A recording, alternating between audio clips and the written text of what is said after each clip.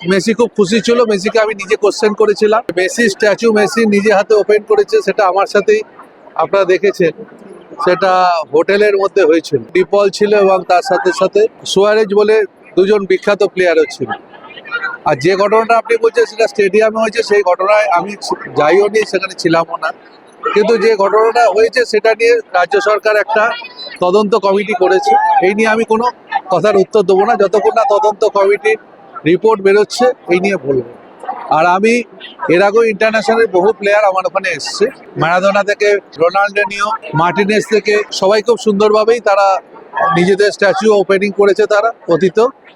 এবারও মেসি খুব খুশি ছিল। মেসিকে আমি নিজে কোশ্চেন করেছিলাম, তুমি কি ফিল করছো এইটা উদ্বোধনের পর। উনি খুব সুন্দর করে ওনার ভাষায় উনি বলেছেন যে আমি কলকাতাতে এটা যে এত সুন্দর জিনিসটা হয়েছে, উনি তার জন্যে খুশি। এবং তিনি তার পোস্টে, নিজের পোস্টে, আমি অন্য কারোর কথা বলছি না, ওনার পোস্টে উনি ফার্স্ট সেকেন্ড দুটো পোস্টই এই স্ট্যাচু উনি করেছেন। এবং আপনারা জানেন ইতালির একজন নামকরা সাংবাদিক, যারা সারা পৃথিবীর মধ্যে তাকে বলে শ্রেষ্ঠ সাংবাদিক, তিনিও তার পোস্টের মধ্যে এইটার কথা উল্লেখ করেছেন। ফলো করুন আনন্দবাজার.com।